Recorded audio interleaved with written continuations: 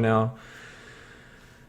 So, alright, welcome to the PiG Daily, episode number 22. Today we are doing What If Wednesdays, which of course is a show where we get two pro gamers in, they play a show match, and it's they play seriously, they try to win, and whoever loses the game, it's just a single match, then gets to recover game from before they made a bad decision. Or maybe a micro error or something like that. They identify a key point in the game where things started to really kind of go off the rails for them. We restart from just before that point after they kind of analyze that with me. And then we see how they can make a few adjustments and see what they can do to change up the situation. Now, the other player who won won't be watching the game. He won't be able to listen to the changes that are happening. And he's going to be instructed to kind of try to play the same sort of style. He can still react once he sees different things happening. He can still react fluidly and try to win. But it allows us to really see the effect that those changes make. And I think it really gives you guys, as an audience, an insight into how pro gamers think and how they adjust their gameplay. At the end of the show, we'll get both players on a call, and all three of us will have a discussion about what the players could do differently and what could go on. So awesome, we're pretty much ready to go. Today is a TvT. You're not going to get any absolute nuggets of golden wisdom. Oh my god, he's such a high level player, as I am just a Masters Terran player. I've been practicing a lot, and I actually find TvT very fascinating, but I'm really going to be relying on these guys and just kind of probing them for the deep pieces of insight. So let's dive straight on into match and let's get this going. Okay guys, go, go, go, go, go. So I'm going to ask them if they're ready to start. We'll get that going. And we will finally have it underway. I'm so excited. Kelazhur says he's ready. Iaguz is going to say he's ready too in just a moment, and then we'll go. Go, go, go.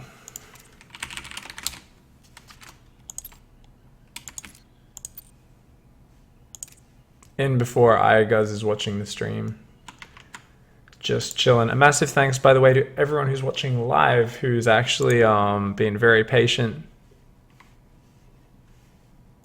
There we go. All right, let's do it. It's underway. It's doing. All right, so today is a TvT show. We had 2 weeks of ZVP. So I said we're definitely getting a Terran today, and I was actually hoping to get a TVP or maybe a TVZ. Didn't quite work out, just couldn't get a good match for Kelazhur, so I said, oh, you know what, let's just get a TvT going. Asked a few Terrans, Iaguz has managed to step up, so let's dive on into game. Ooh, that scene took a second or two to load there. And yeah, let's take a look at this game. So it's going to be a very analytical cast, what we're doing today, trying to kind of figure things out and learn how they are. Let's turn bit of that beautiful StarCraft 2 Legacy of the Void soundtrack music on. And we're just going to be very analytical, trying to learn and understand. And this is something which is very selfish for me as well. Because my TvT is still at a very basic level, it's something where I'm just looking to copy their build orders and learn from them. So spawning down here in the bottom right hand side, opening up with a gas first, we have Kelazhur. Oops, hotkeys. I'm always so well prepared, what can I say? And spawning up here in the top left-hand side, representing Nuova, it is Iaguz. Now, interestingly enough, both players are going to be opening up with a gas first here on Frozen Temple. I asked the players just to agree on a map.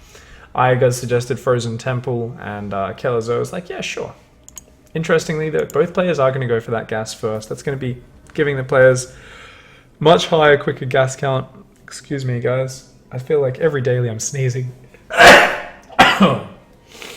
Better out than in, that's what they always say. Didn't your mum ever tell you, if you hold a sneeze in, then, I don't know, it'll turn your face backwards or something like that. Either way, it's all looking pretty good. Kelazhur now going to be going out for a scout on 19 supply, leaving base at about 1 minute 20. And looks like Iaguz not opting for any scout yet. Obviously a factory going down immediately for Iaguz. Kelazhur actually going to be going for a Reaper though. So it looks like Kelazhur going for a gas first, but actually going to be doing an expansion build. Just going to be teching up very quickly behind that expansion. So you can see Kelazhur's build, because he's being a little bit greedier going for the economy, needs to go for the scout here. He's going to come on in, sees the factory building, is rejected by the Marine, doesn't know if there's a second gas, but he can assume from that factory timing alone, He knows, oh, okay, you went gas first, straight into factory. You went a Marine, therefore there's no threat of a Reaper. Now this gives Kelazhur the freedom to move across the map with this Reaper, have a poke around, have a scout, because he knows there's no threat of a Reaper being out just yet for Iaguz. Of course, the threat does come in the form of this Hellion.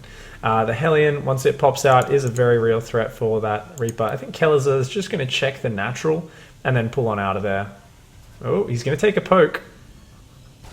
There we go. Just pokes up for half a second. He knows the timing so well. And the Hellion pops out just after he leaves the base. Meanwhile, getting his depot wall up at the front. A second Reaper, and now even a third Reaper on the way for Kelazhur. His factory is almost finished. He also has a second gas. His second gas, though, has only just started mining. His second gas went down to about 2 minutes, whereas Iaguz's second gas, we can see, has already mined 100. So about 50 gas more out of Iaguz's second gas. His second gas, I believe, actually went down before the 2-minute mark. Iaguz now is going to be building a medevac and continuing Hellion and Marine production. Now this is going to keep him very safe versus the multiple Reapers of Kelazhur. And it looks like, yeah, Kelazhur might be going for a 3 Reaper Hellion poke. This is a very strong, very mobile force, and he's actually waiting in the hedges here. So he could potentially ambush any of Iaguz's units moving out. Iaguz going to get caught out on the map with just 2 Hellions. He's not watching, and oh my god, taking massive damage.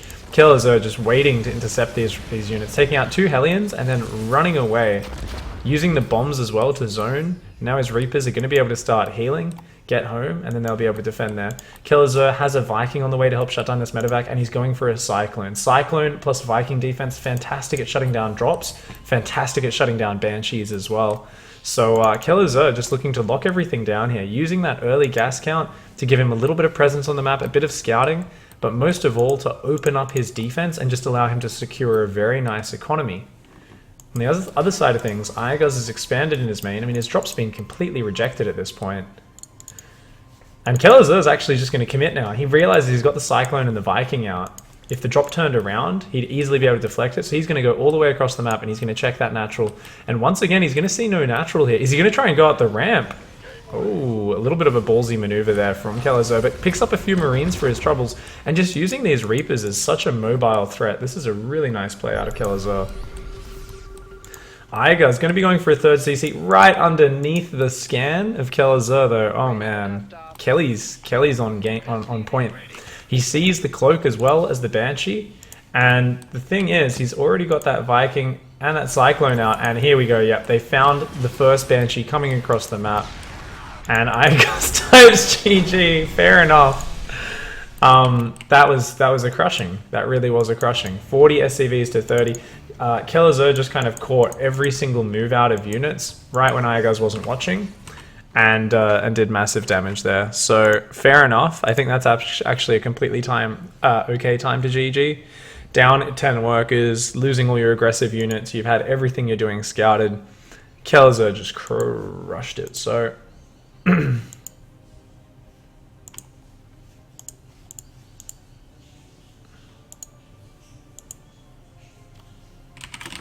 okay, so Iaguz says that,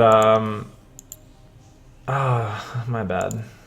So that game was actually hosted up on Eastern US because I'm bad, and Iaguz has said the lag on that actually did affect him a bit. So we're going to host this up on US West on the next game. Kelazhur will be having a ping advantage in these games, but it should be much more playable. So what we're going to do is we're going to host up one more game. Okay. Want to regame straight away. Analysis plus recover after. Yeah. So because that game was so quick and so brutal, and I don't think there's really too much for us to analyze there, other than Iaguz clearly wasn't quite on top of what was going on. And apparently he did have lag, so you can see how that would throw you off, especially with the very fine micro that's involved early on in TvT. It can really throw off your rhythm. Just restart from scratch, yeah?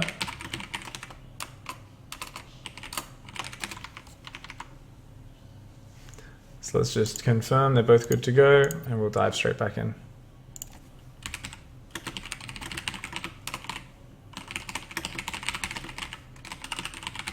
Accidentally had that on US East. Sorry about that.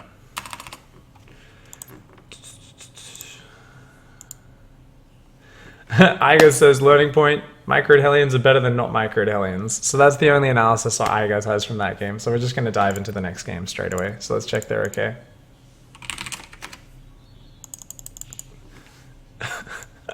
high level show here. He says, wait, match history. All right, no worries. There we go. Okay, good luck. Okay. So hopefully we'll get a little bit of a closer game here when Iaguz is more on top of his units early on. Just those little engagements. Every single unit is so important in TvT. We got to remember that Kelazhur committed more to economy and yet got the better end of the earlier fights in that game. And that's something which is just a little bit too powerful. You know, if Iaguz was committing more to units to later expansion, later SCVs, and that meant he really should have been able to be at least the one kind of pressuring on the map and bullying and forcing extra defense, but instead it was the opposite. So here we are diving into game number 2. Let's see what Iaguz can do a bit differently now that we are on the US West server, where Iaguz should have a pretty good ping of about 150, I'd say. We can also potentially try and play on Korea after as well, as that might be even ping for both of them. It's always a little bit iffy depending on the day. An Australian internet connection like Iaguz's might be a little bit up in the air. So we are going to be spawning down here in the bottom right hand side. Once again is Kelazhur going up against Iaguz in the top left. And once more, both players going to be opting for this gas first build. Going to be getting that gas mining on very quickly. However, this game, there is a change up already. Iaguz is going to be sending this SCV scout across the map. Whereas Kelazhur, sticking to the exact same SCV timing that he did in game number 1, sending it out right... Oh, actually, it's slightly later. It's about 10-15 seconds earlier. I said later? I meant earlier. So we've got the barracks down, we've got the gas. Iaguz is just going to come in here and confirm what's going on, see if anything's changed. He's going to see, okay, it's a gas first. Pretty standard stuff. He's going to probably hang out and try to see if it's a Reaper or a Marine. Now, he should know from his timings that off a gas first, a Marine should pop out, I think at about like 155. Yeah, something like that. He'll know off the top of his head. So he already sees, okay, looks like you're trying to go for a command center. Confirms that and then pulls out. Meanwhile, Kelazhur has confirmed, yep, it's a factory, and he sees, okay, it's a Marine, not a Reaper coming out.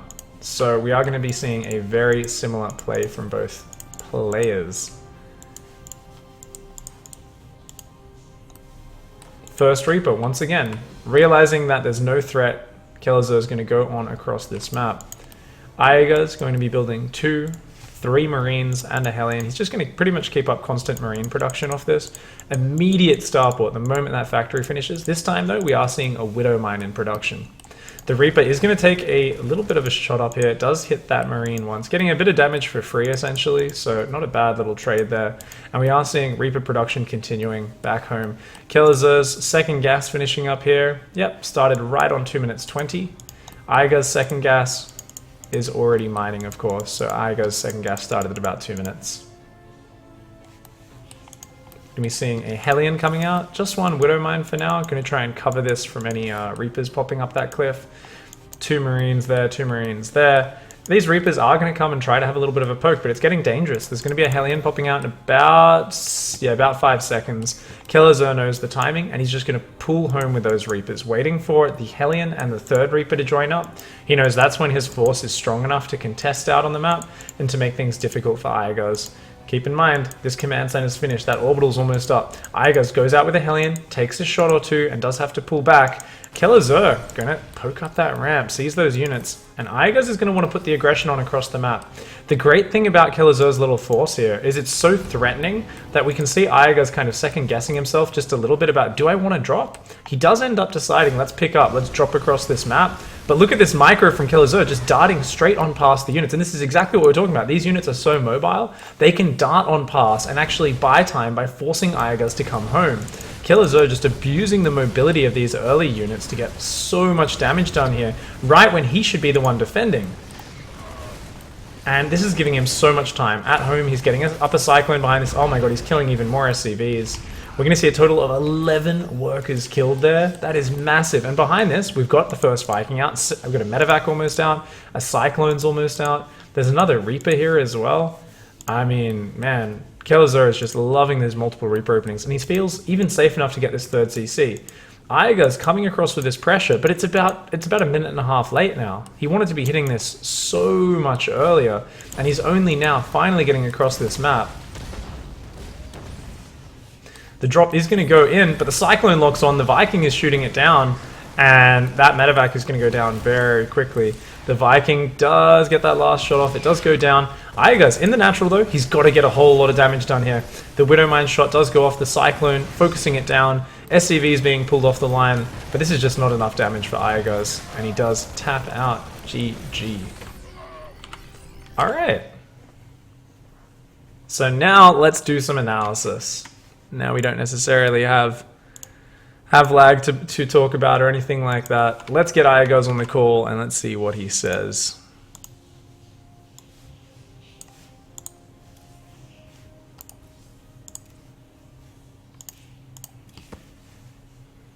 Yeah, what? Hey. Alright, GG's, man. So, that was the first... Sorry about the first game being on US East there. No, that's fine. But, okay, so the second game there, so he's doing this kind of gas-first Reaper, a heavy Reaper expand with the Hellion. What do you think you can change? What do you think was the key moment where things went wrong? Completely different build order. Alright, so you think his build's just really good against your build? Pretty much. Like, I can't get out of my base to harass him because he either just counters or kills the Hellions, and that's sort of it. I have never seen that before. This is some EU Terran shit. Yeah. This is some EU Terran shit, man. Alright. Heroes, they figure out weird builds, so it's pretty cool. Yeah, I mean, that's what I was looking at, right? Weird. He's being quite greedy, but he does just abuse that hypermobility. So, Kelazhur shouldn't be listening to this, but what do you think is a good change-up? What sort of build do you think you can swap to be powerful against this sort of opening from Kelazhur? I mean, it's Frozen Temple. I either do this or 2x Reaper. As in regular, not profied. So those are the only two builds you're kind of comfortable with? Yeah. Okay. That's good. Alright, so how many Reapers are you normally going up to with 2x Reaper? Like, how much do you want to get done with it? Only 3. Only 3. It's just pick away at them and kill what you can, but if you never need more than 3. Okay, awesome. Alright, so we're going to be going to the next one. So, what are you going to be watching out for? Considering he goes up to 3 Reapers and a Hellion very early, is there any specific things you're looking for to play against Kelazhur's build, or are you just going to kind of play that out and feel it? Not really, just try to not micro Reapers like an idiot. Alright, some patented Iaguz analysis. Alright, let's just hop straight into the next game then. Let's see how it changes up with you swapping over to a 2x Reaper build. Obviously, TvT is super build order focused as a matchup in terms of these openings because you can get so much momentum. So, so that should be sweet. Alright, man, so I'll host up, obviously, Frozen Temple one more time. And, yeah, thanks for the analysis. I'll get it going straight away. Cheers, bro. Alright. So that's it, guys. We got some Iaguz analysis, which is that build just doesn't seem to work against Kelazhur's build. At the same time, he said he doesn't necessarily know too much about Kelazhur's build. It's the first time he's come across it. So he's definitely hasn't had time to really fully digest exactly what's going on with that. He hasn't had a chance to fully sit there and kind of go over all the little ins and outs of it. And kind of talk about that. So at the end of the show, no matter how the next game or two goes and the recovers, we're going to be getting Kelazhur on to talk about that opening. We're going to talk about it with Iaguz. I'm going to try and poke out a few questions about, well, surely there's still a way of being pressure, because it does strike me as being a little bit greedy. In terms of, expanding so much and really just defending with this small hypermobile hit squad. So usually with a build like that, it seems very powerful because you're able to use these very mobile units to simply avoid your opponent's army while being greedy behind it and then getting your defense up. But I think we're going to try and see if you know, Kelazhur says, oh, actually, I always lose against this opening, or maybe it is just a very solid macro opening. We're going to talk about that at the end of the show and see how it goes. But for now, Iaguz is going to be diving in. He's going to say, look, I'm going to do 2x Reaper, get 3 Reapers out, because this is Frozen Temple. It's a very aggressive map due to this big, wide cliff over here. Same opening for you, Kelazhur. Iaguz will change things up. We didn't recover because, yeah. We didn't recover game. Normally we recover game from a certain point. But the thing is, Iaguz has said, look, these games are so quick, we're literally going back to the beginning and just changing the build order for now. And part of the reason is Iaguz isn't too familiar with it. Iaguz and change in the same sentence.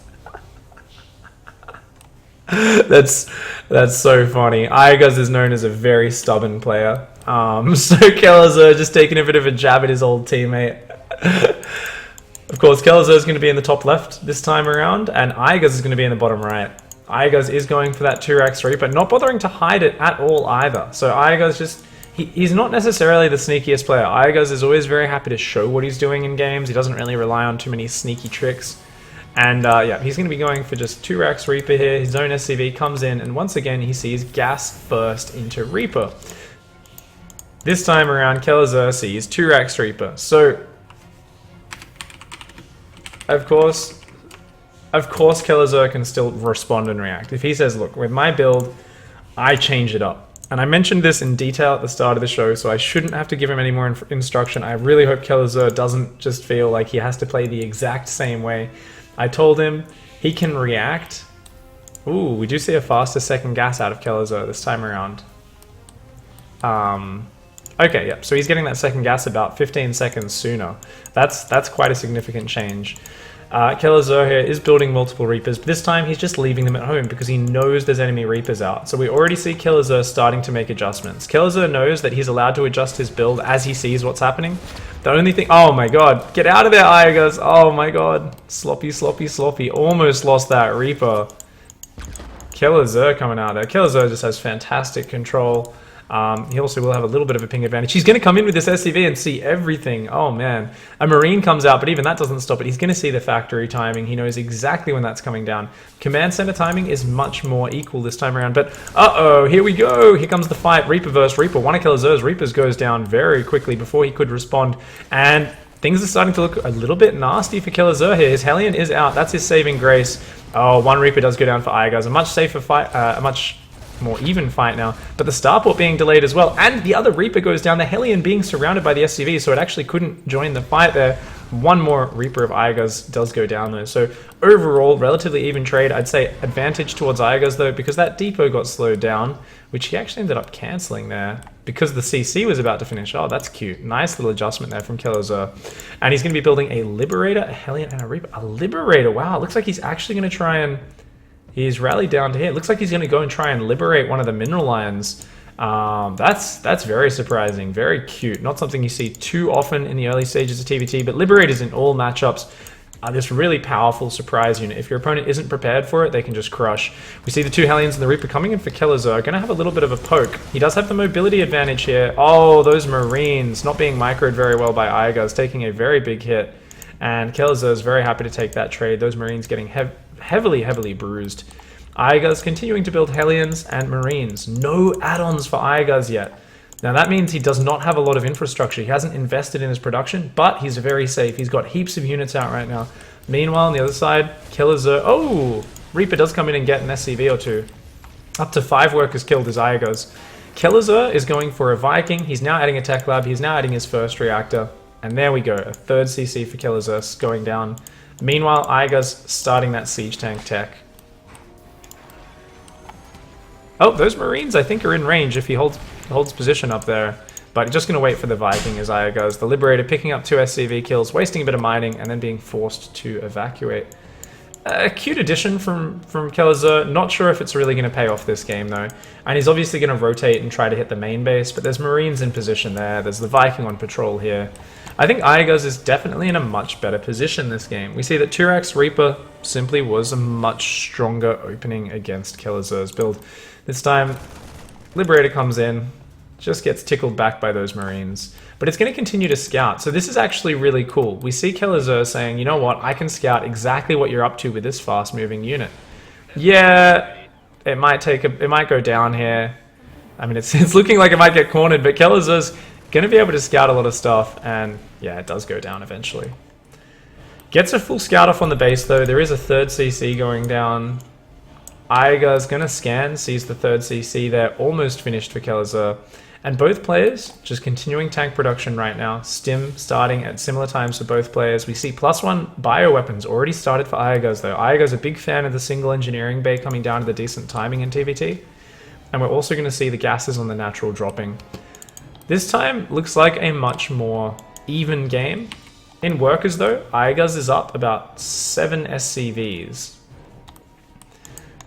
We do see the gases going down in the natural for Kelazhur a little bit later. And both players looking like they're reasonably confident just sitting back. Iaguz relying more on scans though. Kelazhur sacrificing the Liberator earlier for scouting. Now sending these 2 Reapers in for scouting. He wants to see what's going on. And does manage to just kind of see, okay, a lot of Iaguz units are at home. That gives him a feeling of safety, knowing that Iaguz isn't just suddenly about to doom drop into his main or anything like that. Of course, players are always very afraid of those drops in TvT, so we see both players well positioned to intercept any sort of drop play. And that's such an important part of it. Interestingly, Kelazhur really fighting for the air control here. He's gone for the fast reacted starport, which is relatively typical in this matchup. But Iaguz focusing more on medevac production. Iaguz has 1 Viking out up against the 5 Vikings of Kelazhur, and Kelazhur doesn't have a single medevac. He's starting his 1-1 upgrades now, but he's going to have to deal with this big push first. Oh my god, those Reaper bombs were massive. Iaguz not watching his army. Kelazhur just getting so much value out of these Reapers.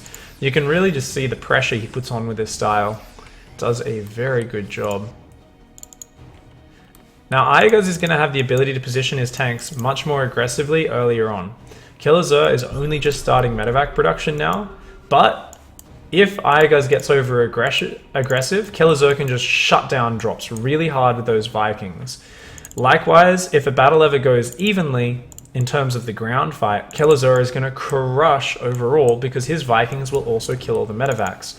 So Iaguz has to be very careful. When you go up against someone who's got a higher Viking count, if you overcommit into them, it's very often going to be the end of the game. You've got to pick your engagements very well. That being said, with the advantage of the boosted medevacs being able to move your tanks around earlier, you've actually got a lot better potential to simply get a better ground fight. That window is beginning to close though. We see the medevacs starting to pick up these tanks for Kelazhur. 2 more medevacs about to pop out. His 1-1 upgrades are on the way. It should time out pretty closely with Iaguz's +1 armor. And both players adding their production. Iaguz going up to 4 barracks production, 5 barracks, and probably will be adding a few more barracks in the near future. Actually, a second factory already going down, wanting to amp up the tank production. Meanwhile, Kelazhur is up on 5 barracks as well. So both players just getting that production up in a very typical manner.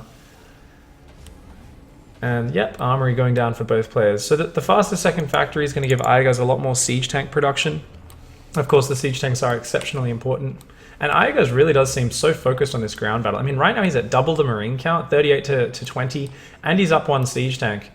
The real threat, though, is the Vikings. Kelazhur, with these mobile units constantly zoning around the map. He has a Reaper watching the middle path, those Hellions watching the top, and a Reaper watching the bottom.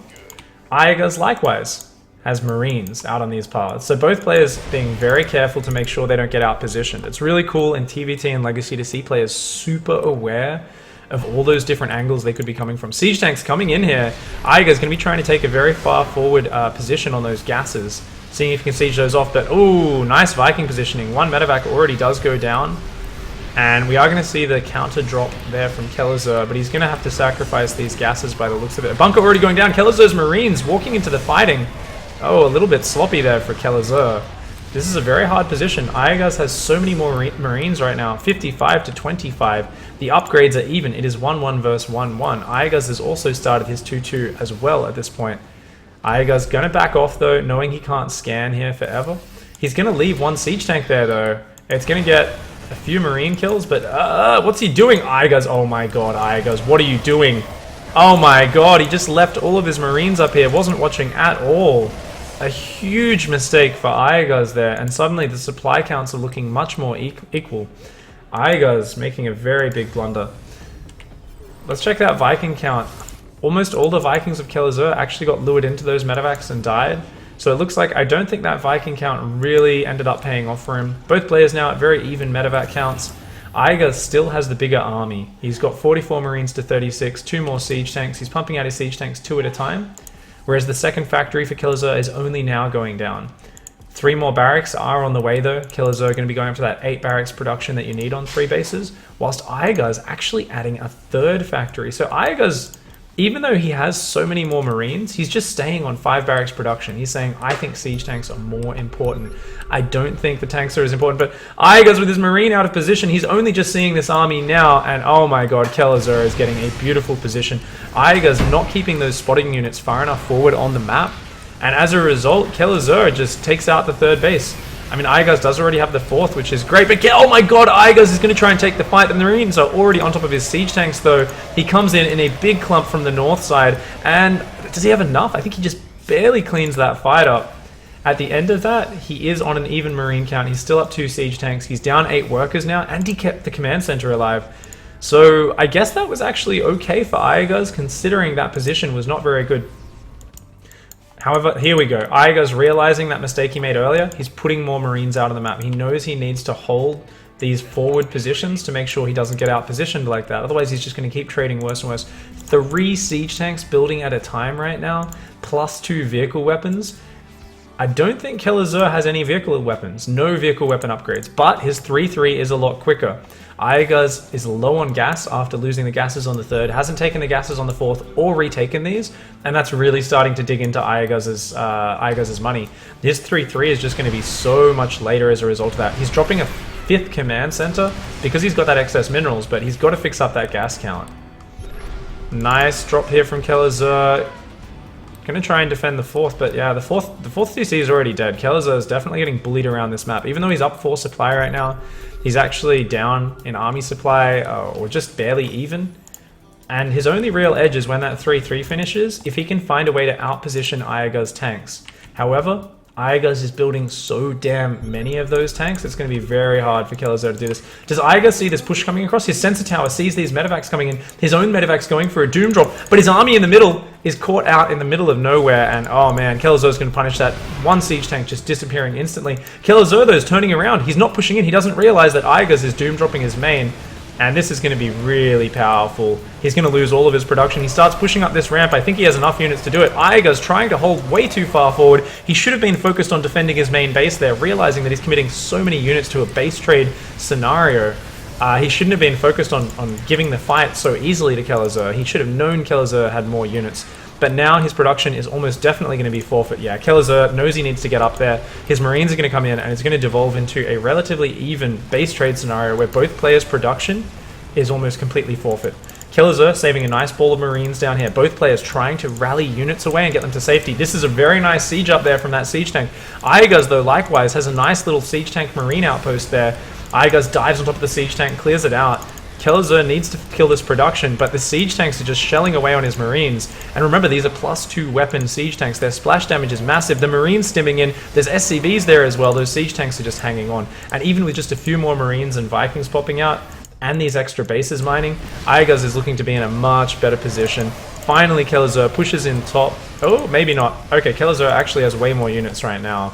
And he's bringing even more across. He's already rebuilding his production. Yeah, we totally misassessed that. You can tell I'm a TvT pro gamer. Iaguz actually doesn't have that many Marines right now. He's down about 13 Marines. He's up 2 siege tanks. He's still got bases mining, but so does Kelazhur. Kelazhur's got a decent amount of mining. Income-wise, it is bigger for Iaguz. He's saved more of that, but we already see the production rebuilding for Kelazhur. He can already start rebuilding more Marines, and Marines are always going to be so damn valuable. However, yeah, Kelazhur really needs to get rid of these depots. He can't leave all of that supply just sitting there. Otherwise, Iaguz can continue to build units once his barracks get up. Iaguz a little bit slower to rebuild the barracks, despite having more money. And we are going to see his planetary up here is going to begin to get sieged. The siege tanks will be able to slowly take that down. Iaguz will be able to repair it for a while, but things are going to get very messy. So both players are just going to hunt down each other's command centers. Iaguz, interestingly, not focusing that down. There we go. That's what he wanted to do. Did the 3-3 finish? Oh, 3-3 didn't actually finish for Kelazhur, so that's very big. Iaguz managed to snipe that in the main base just in time. His planetary is going down, though. He's going to lose that very quickly. This command center is going to go down. Kelazhur desperately trying to rebuild depots, and SCV-wise, he's actually saved more workers. 29 SCVs from Kelazhur. Kelazhur showing that in the heat of the battle, I think he did handle the situation a bit better than Iaguz. I definitely feel like if instead of fighting at this ramp, Iaguz pulled back into the main base, he could have crushed it. And knowing how many units he had up there, he should have been doing that with his main army. He shouldn't have had his main army so far out front. He should have been turtling up with it, saying, I can lose my faraway bases as long as I keep my production up, I'll be fine. Iaguz, though, has got the production up now.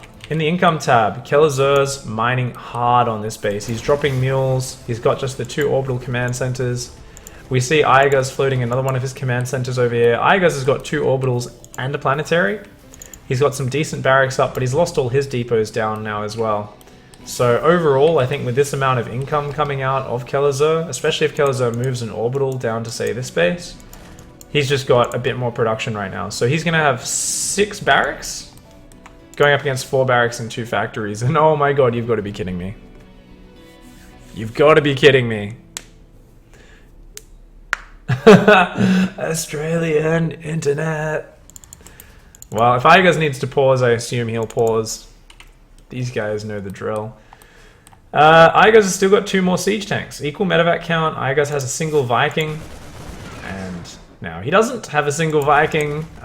This Marine's going to kill that starport. That's going to be a good move. Kelazhur floating some barracks over here. Maybe trying to get a scout off, but the Marines will make short work of that. And Iaguz, once again, just focusing on siege tanks. Iaguz really does feel like siege tanks are the most important thing. Still just focusing on building those depots, though. He's got 17 SCVs. He's mining gas as much as he can. He's trying to build more SCVs. Dropping these mules is going to be big. If he can land that and drop 4 mules, that's going to give him like 1,000, about 800 minerals. So this orbital landing and dropping those mules is actually very important. However, Kelazhur is actually establishing a proper economy. Iaguz is focused on just mining one base and defending. Iaguz should really be taking this base. Look at this. Nice harassment up here from Kelazhur. Doesn't manage to get much done for now, but oh, getting a few marine kills. That's a nice pickup. A shame Iaguz lost his Viking, or he could really punish moves like that. And Iaguz's lone marine has now spotted the 2 bases. Oh no, it spotted that base. It hasn't spotted the bottom one. But because Iaguz is just kind of locked in here, you can see his income is just so much lower. Yes, he's mining gas, but Kelazhur's building so many marines. He's got 6 marines building at a time, and he's up to 63 marines versus 30. Like, Iaguz is going to need the most godlike siege tank positioning. The problem is, Kelazhur, with his more mobile army, will be able to just continue dropping and annoying Iaguz. Even here, just picking off a few workers. Oh, goodbye siege tanks. Yeah, they're dead. Okay, that was a little bit cavalier for Kelazhur. Those were his only 3 siege tanks. I think that was actually a really silly move from Kelazhur. He's got this horde of marines. He still might win. It just comes down to, like, if he can just spread and come in from every angle, he will crush Iaguz's army. But if he's ever clumped up or attacking through a choke point, Iaguz's army will do just fine. And look at this. Kelazhur sees this army. He sees that tiny marine ball. He knows the position he's in. Look, he's going to start spreading the marines out. Iaguz is actually getting a bit too far forward right now. I think Iaguz feels confident because he's got these siege tanks. He just killed 3 tanks of Kelazhur. I mean, he might be able to do it, but if he's ever even slightly slow on the drop, these marines will stim in and kill him. I love this move where you just stim a few marines forward to threaten your opponent, but oh my god, Kelazhur losing a medevac for free there. And Iaguz is just shifting his way forward. Little by little, but a little bit too far forward there, and it looks like Kelazhur moving into too much of a choke point. Yes, Iaguz was out of position, but Kelazhur's army was up against this piece of terrain. They were all clumping in that area, and we just saw so many marines go down. Suddenly, Kelazhur's advantage is gone. He's got 1 more siege tank out, but other than that, he's way down right now. He needed to spread his units a lot better if he wanted to do that. Almost runs his double drop into these units of Iaguz. Iaguz needs to get those marines over that right-hand side to cut that off. He's beginning to siege the production, but that double drop's going to get into his base. And it looks like, okay, there we go. Iaguz has changed the rally point. He's going to be able to just siege up, use the planetary for defense, while these units push forward. And, oh my god, Kelazhur with the miscontrol once more. Using that select all army key, maybe? I don't know, maybe having a hotkey issue there. Siege tank going down. The production for Kelazhur is going down. Kelazhur is going to actually take out a whole bunch of Iaguz's production as well, because Iaguz is, very paranoid about this. Losing these orbitals is pretty bad, but Kelazhur is losing even more behind it. He's going to lose all his depots, all of his production. Iaguz being a little bit sloppy with a few Marines on the left flank. And, oh, Kelazhur's got to be careful. Yeah, he can't get on top of that planetary. He's effectively shut down the production of Iaguz, but not the mining. Kelazhur's still mining more resources. He's still got these 2 bases, but actually this base is about to mine out. And what's he got in terms of the production tab? 2 siege tanks at a time, but Iaguz isn't going to give him the time to get any more of those. Iaguz is just going to shove his way forward here. The siege tanks on top of that planetary. Iaguz's Marines are just pushing on top. Nice siege tank volleys. This siege tank back here did a lot of splash damage, allowing the Marines to shred the rest. Iaguz, though, is just going to shove his way forward now. Last barracks going down here. Kelazhur setting up a flank. That could be really powerful, but he'd need something on the front as well. And the way these fights have gone, it looks like Iaguz has just managed to do it.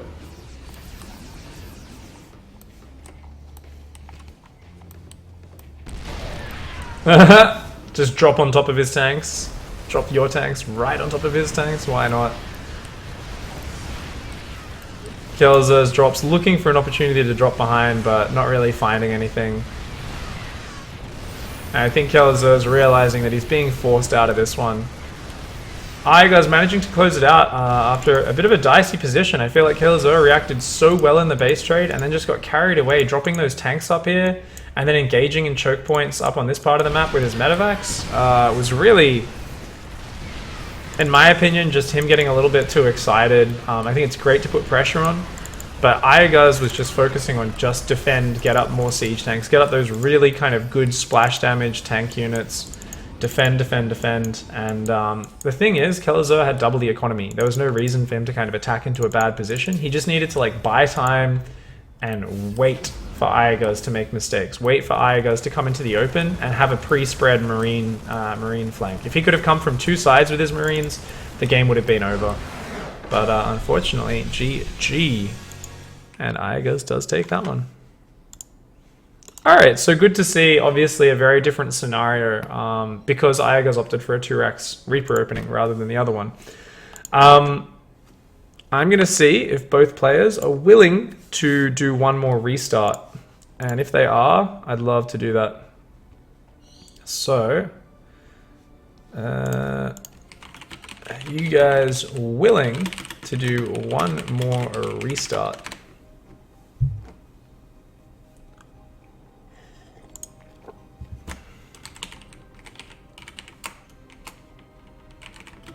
Or are you guys pressed for time? This time we'd let Kelazhur recover from before a key mistake. Could be during the base trade, could be earlier.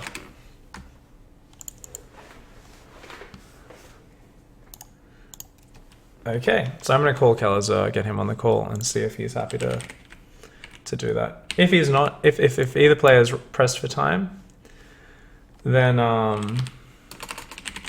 that's fine. Okay.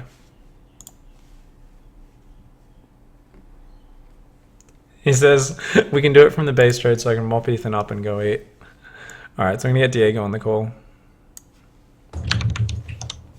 Hey, hey. Hey, Jared, how are you? Good, man. GG. Thanks for coming on. That game was a bit different. We can talk about the early game and the build orders later, but so for the base trade situation, what sort of things do you think you'll try and change up?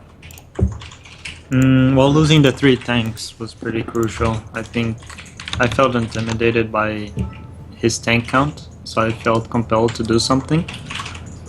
But I think I should have just kept massing Marines. That was like my trump card, was having a lot more Marines than he had. So maybe just keep backing up more and wait until I get more Marines and not lose those tanks. I should be fine. I think that's a really good point, and when you did end up trying to engage with your Marines after losing the tanks, you kind of engaged up against the piece of terrain, like a bit too choked up, right? So do you think just kind of flanking a little bit more, being a bit more pre-spread and just using the overwhelming Marine count, right? Yeah, I mean, since he was pushing me, there was no reason for me to go into him, so that was a pretty big mistake. Okay, so I'm not sure what the exact game time would be. It was a 22-minute and 32-second game. So, do you think probably 18 minutes? Yeah, I guess that works. Okay, so it might still be in the midst of the base trade kind of situation. We'll give it a go at 18 minutes. I think that'll be a good timer. If we've got to do it again, then we'll just let that go. It'll take a little bit to load either way. But awesome. All right, so your big focus is going to be just not trying to throw those siege tanks away, trying to use your Marines in the open a little bit better, and awesome. We'll see how it goes, man. All right, so Okay. Good luck, mate. Thank you. Cool. All right. I do want to talk about the early game build orders because I think that's like one of the most useful things for you Terran players at home. But for now, I think this is going to do just fine. I think this is going to still be very effective for us kind of learning and looking at kind of how just one or two mistakes in a base trade can make things go. I'm really impressed that Kelazhur made that assessment just very quickly. He's like, okay, shouldn't have thrown the tanks away. He's like, I know that was a bad decision, but I made it because I felt pressured because he had more tanks. But in hindsight, I had more Marines and I was producing more Marines. So if I just waited, bought time, and then fought in the open, I could have crushed it. So I think that's like a really good analysis from Diego there. Hopefully we are recovering from the correct point in the game. I probably should have tried to check the replay first, but that's all right, even if it's slightly wrong. So we are recovering game. If you guys have any questions, I'm going to have both players in a call just after this run through. I know Diego has to go eat, so we'll try and keep it short. Diego, of course, is Kelazhur. So yeah, if you guys have questions, use the @x5_pig tag, type out whatever you want. Of course, that's always the advantage of watching the show live, especially with What If Wednesdays, is I'll be asking the pro gamers. So you can say @x5pig, hey, question for Iaguz or question for Kelazhur, or it can just be a general question, which I'll ask everyone, and we'll kind of try and answer it together. So if you guys have any questions about TvT in general, but most importantly, specifically about these matches would be the best, please shout them out now in chat, and I'll just kind of scroll up through chat and grab those. I also want to say a big thanks to the people who have subbed and tipped during the show. I see something from Sweetie Dronic and also Red Echelon. Thank you so much for being a new sub. Anyone else that did, I'm going to give you all shout outs at the end of the show, as we do try and keep this a little bit more YouTube friendly and not have kind of pop-ups on the screen in the middle of the fighting and so on. This is actually the perfect point, 18 minutes. All right, so I'll let these guys restart when they're ready. Yeah. When you guys are ready, you can go.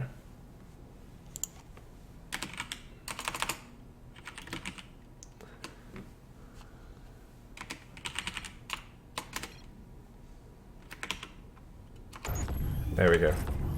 Just let them unpause it. All right, so this is that key point in that base trade. 3 tank evacs still alive on the right-hand side of the map. More Marine production for Kelazhur. This is that point where I was saying he's in an amazing position. All Iaguz has going for him is double tank production and more siege tanks. 7 versus 3 at the moment. However, Kelazhur is saying, look, I didn't need to drop with these tanks. Let's bring them home. Just changing up this one decision should allow me to cement this game by constantly building Marines out of these barracks. And also keep in mind, Kelazhur has the sickest gas bank, so he only needs to mine minerals right now, whilst Iaguz is struggling on both minerals and gas. He's trying to get his gas mining and his mineral mining up, and as we pointed out previously, Iaguz is only mining off one base. He could be moving one of these command centers to either here or here, but he hasn't done it yet. Notice how Kelazhur is vying for space this time as well. He's moving his Marines up, saying, I've got to see the moment Iaguz moves out so that I can slow down his advance. Force those siege tanks to drop out here and then pull back. Force them to drop out here and then pull back. And only once he's bought a bunch of time, incremented out a lot more Marines, built a lot more Marines out of these barracks, only then will he fight. And we can see the supply is just climbing so much higher for Kelazhur. 150 to 111. He's mining almost double the minerals. And he is starting his own siege tank production behind this. He does have 2 factories up. So eventually he will get to a respectable siege tank count himself, but most importantly, he's using his map vision. And he had this in the first game, he just didn't interpret it quick enough. He knew he's hedged in on one base, he can maybe secure a second, that's okay, no worries. I've got plenty of units, and look at this, Kelazhur sending Marines around the left-hand side, realizing what he wants to do. And this is it, Iaguz is coming in with the Doom push, right? 9 siege tanks, 42 Marines, but keep in mind there are 94 Marines for Kelazhur. But Kelazhur has to find the right angle. Those Marines cannot engage in a choke point. That's why this Marine counterattack is so important. Kelazhur needs to be patient here. He needs to use that superior economy. He needs to find the right fight. Right now, these barracks are working against Kelazhur. Iaguz, though, walking into the tank fire. Oh my god, a disastrous mistake from Iaguz. Because he's distracted by the Marine counterattack, just making a huge blunder there. And I mean, that's not exactly how I wanted to see this go. Because we wanted to see Kelazhur kind of very patiently biding his time and then crushing the army, but I mean, the army kind of crushed itself. So to be frank, not the absolute best example, but I think we could see that Kelazhur, just using his patience, be willing to lose some barracks, pull his production back, and just wait until Iaguz exposes himself. Iaguz says, yeah, that's better, I guess. Yeah, you running all your Marines into his siege tanks is kind of better for Kelazhur, I guess. Kelazhur rubbing it in. Says, I never should have lost this, Ethan. Never. Saying the first win shouldn't have even happened, man. Kelazhur just getting his smack talk on. Iaguz gonna try and do a tank evac drop, but Kelazhur's like, nah, I've had enough, man. Yeah. Knowing that it was the right time, knowing that having a pre-spread, while would have been helpful, wasn't that important. Iaguz says, blimey. Yeah, alright. And accepts defeat there. So let's get both guys into a call and have a quick little chat. Okay.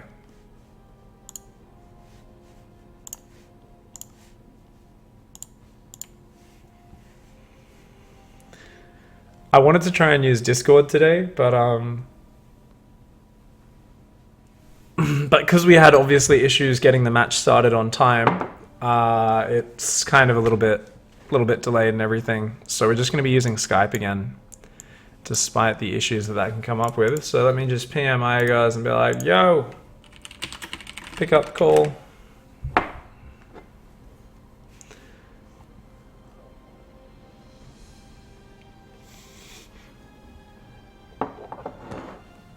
Yeah. Hey. All right, cool. I'll get Kelazhur on as well. Could you add Kelazhur to call? Just by going... Yeah, alright, no, hold on. Thank you very much. That's why I wanted to use Discord, but it's alright. Thank you very much for the help there, Iaguz. And we'll just have a little discussion and answer a few questions from chat. What's up? Hey. So you guys can hear each other, yeah? Yeah. Hey, Diego. How are you, Ethan? I'm alright. Bit of friendly banter there in the chat, boys. What are you talking about?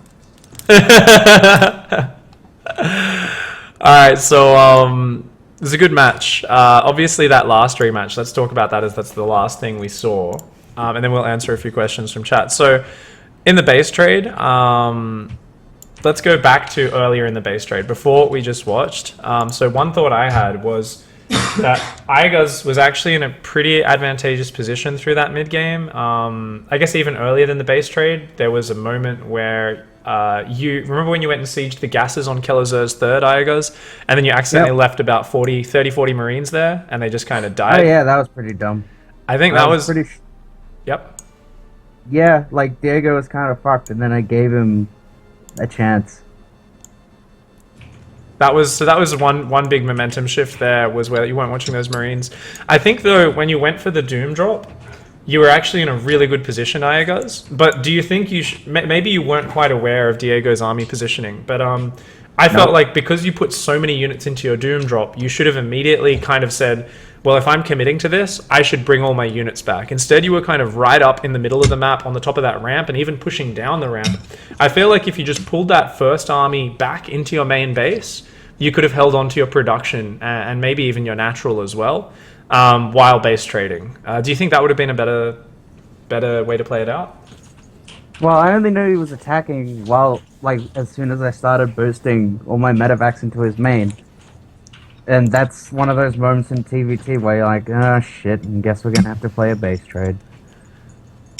So to solve that, basically map control, right? Like somehow knowing Like, where his army was. Base trades just happen in TvT, like, at those specific situations. It's not so much about map vision, is it? It's just, it happened.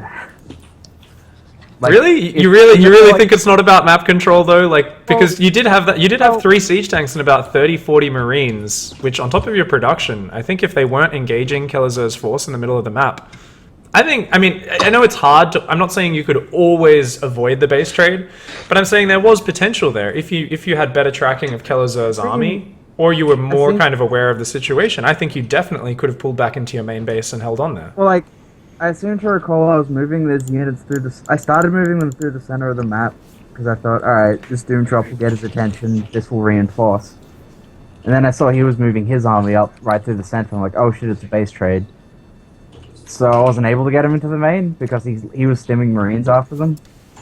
Like, I totally agree, those should be in the main if it's a base trade, but I didn't know it was a...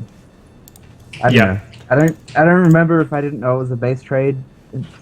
I think you did catch wind of it pretty late. So I think definitely it was one of those situations where, like, with the information you had, it's not like, oh, you made a horrible decision.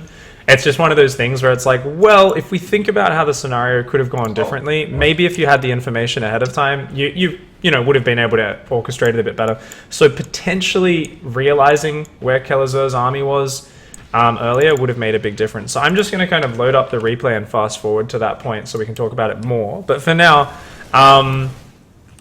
what about kind of with the base trade? Both of you did some pretty good stuff. I saw that, Diego kind of went and focused more on rebuilding his mineral and barracks income, whereas you were very focused on siege tanks throughout the whole game. So actually that brings us to a good question.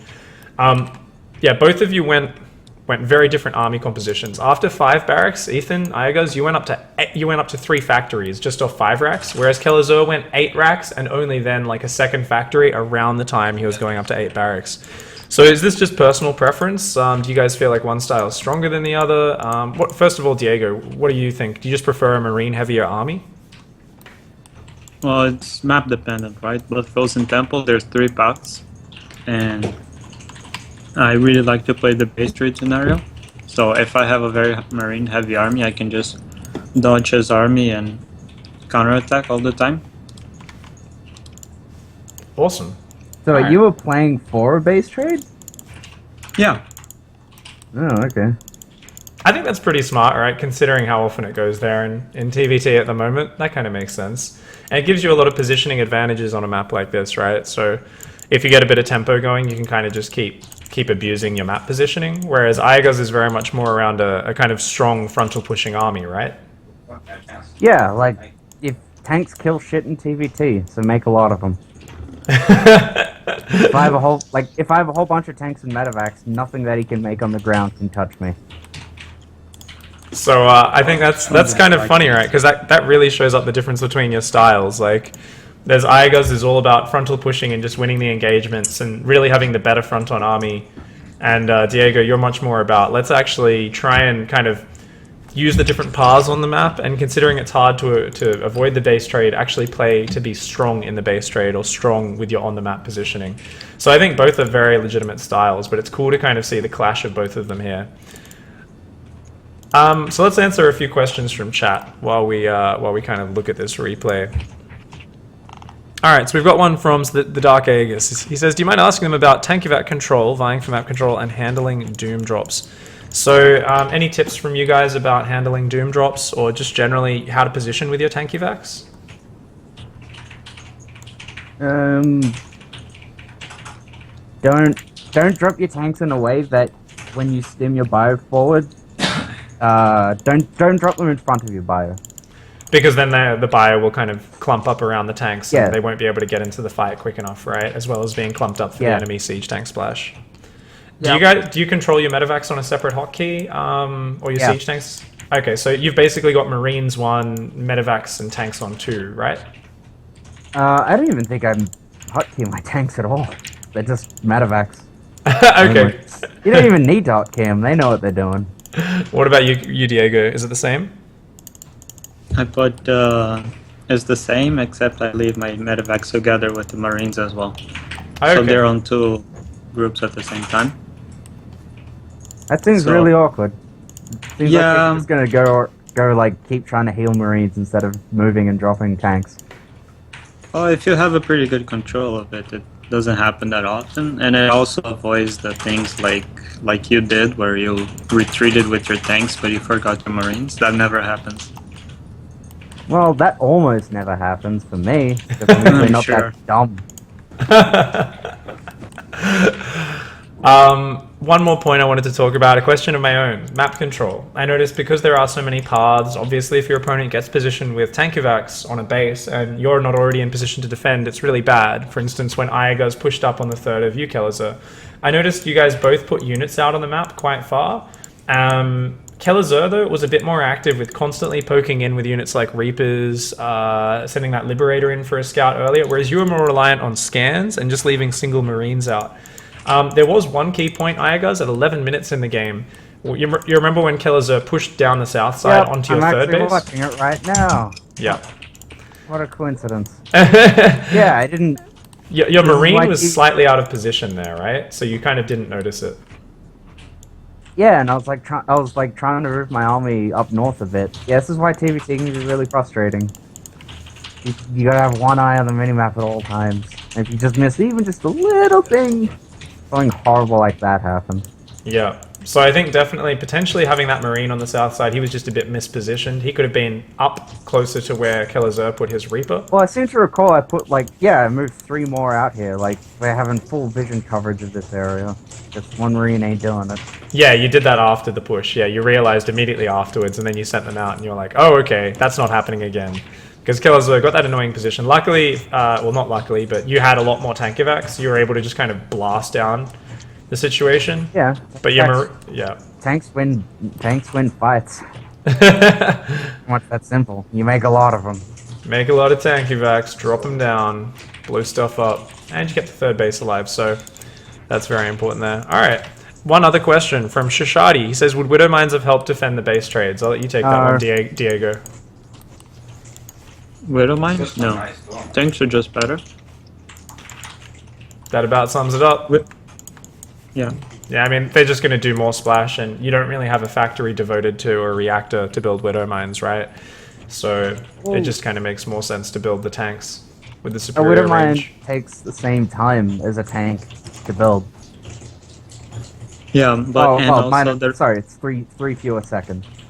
yeah, it's and basically but the the reactor is double the time to build than a tech lab, so even then the tank is faster actually if you count the time to build a reactor in the factory. Oh, wow. Yeah, so you've got to put the time in to build the reactor, so it's like minutes down the track, you'd end up with more production. Well, I mean, But it would take a with long Paris. time to kick in. Thanks, Glenn. Appreciate it. Nah, no switching, man. Too much work. No switching for Kelazhur, man. Alright, so let's see. Any other good questions? Roland Hammer says... okay. Nope, that's just a weird sexual question. That's not about TvT. Thanks, Twitch chat. Alright, Nilal says how to put tanks in medevacs well. Do you click the medevacs on the tanks or the tanks on the medevacs? I assume you do both, right? Like if I guess the tank, you basically just have to click the medevacs on the tanks. So you'd select the medevac hotkey and then just use shift click to click on all of the tanks, right? Yeah. Yeah. There might be a Yep. better way of doing it, but that's what I've trained my hands to do. I think I watched Uthermal do it once, and he actually uses the load button. I'm not Yeah, sure if that's the right. ideal situation, because then it doesn't. All the medevacs don't go to pick up. It's just the empty medevacs. Oh right, so he actually So goes. let's So he goes like load click, load click, load click, load click. Yeah. So let's say you have 10 medevacs and 5 tanks, then only 5 medevacs will go and pick up instead of all 10. Ah, okay, Might that's start actually doing smart. Now that's something as well, because that counts as like a spell or an ability. Yeah, you could either like rapid fire that, where you just hold it down. So if you put a rapid fire key on load, you could just hold it down and spam it over them. And I think it would still... Actually, no, then it would probably send them all anyway, because they'd all try Yeah, to it would pick probably up. confuse them. Yeah, they'd all just get confused. Okay, so that's interesting. So you can manually go L click, L click, L click, L click for each tank, but most players and both of you guys are just kind of shift clicking on all the siege tanks with the medevacs. All right, that's very useful to know. I use a bit of both. Okay, so you do use the load every now and then. All right. Yeah. A good comment from fans. He says, Kelazhur, you need to start streaming again. My life feels incomplete when you're not streaming. Feels bad, man. Okay, I'll start streaming just. All right, last question. That's how every race is against Terran. Can't miss anything on the... Okay, that's not really a question. That's just a comment. Okay, cool. All right, I think we've covered it pretty well. I think today's session was really enlightening. One last question for both of you guys. The early opening build order. Now, this is something I really wanted to talk about because I was very curious. This was a bit different because you just kind of crushed it in the first game. The second run through, the one where we had proper ping. Kelazhur, because Iaguz just couldn't get his pressure across the map. Do you feel like that gas first, 3 Reaper, 1 Hellion kind of just mobile pressure force, do you think it just kind of invalidates Iaguz's build? Because Iaguz had said he hadn't really seen it before and he just felt like his build just couldn't get across the map to pressure because you'd just counterattack him. What do you think about that? Well, Reaper Hellion openings just overall counter any medevac based openers. So what I would do is, if I scout Reaper Hellion, I would just not go medevac and switch the build to something else, either a Viking, a Liberator, or a Banshee, just not medevac, because Reaper Hellion just eats medevac builds too easily. Okay, awesome. I mean, yeah, you've just got the mobility, you've got the Reaper bombs to deal with Marines. Hell, you could even Reaper bomb down Widow Mines, right? Like, it's pretty straightforward. Okay, yeah, cool. The Reapers kill Widow Mines and the Hellions kill Widow Mines without scan. And you can just chase the medevac. It's not like you can boost to drop somewhere else because they're faster than the medevac. Okay, cool. Iaguz, so you reckon if you kind of changed up your build in game 1, maybe to doing like a Banshee or something? I'm guessing that's just something I you don't don't know what I'm supposed to do. I really don't know what I'm supposed to do. Maybe Liberator, Right. but no, not Banshee. Banshee openings are trash. Okay, so a bit of personal preference there. Not a fan of the Banshees, and I guess it does follow up. I mean, or at least Kelazhur did follow up with the Cyclone Viking, which is so good for shutting down Banshees back in that first run through when you were going for it. So we kind of saw that just shuts it down, especially if they intercept the Banshee when it's coming across the map, like in game 1, which obviously just shuts it down before you even have Cloak finished, and then it's over. Yeah, like that build's meant to pressure them and then follow up with the Banshee whilst they're under pressure. But if they're not pressured at all, it doesn't work. All right, cool. All I right, feel like took the fly up before you donated 3 tanks. What the fuck, dude? Oh, yeah, that. I was trying to be fancy, man. That was bad, Diego. I think even after that Sorry. tank donation, Diego could have done it, but he would have needed to like be like pre-spread in the open or with like a big flank pre-prepared with the Marines, and then he could have just kind of surrounded you because his Marine count was obscene compared to yours, Iaguz. Like it was disgusting. I think it was like You don't even 75 have a- Marines to 35 at one point.